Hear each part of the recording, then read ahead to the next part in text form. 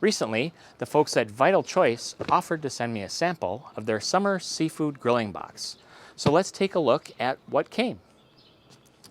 The box arrived packed in insulation and dry ice, so the seafood was still frozen just really nice and solidly. So we have our list of items here.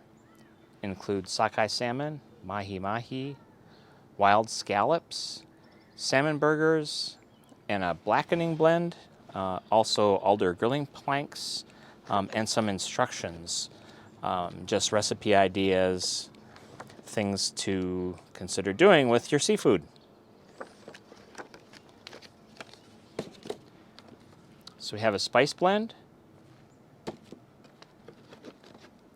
have alder grilling planks. I usually use cedar, so this would be fun to try something a little different. Have a nice amount of wild Atlantic scallops. We have wild Alaskan sockeye salmon burgers. Got 4 of those. Have 4 pieces of wild Alaskan sockeye salmon and 4 pieces of wild mahi-mahi.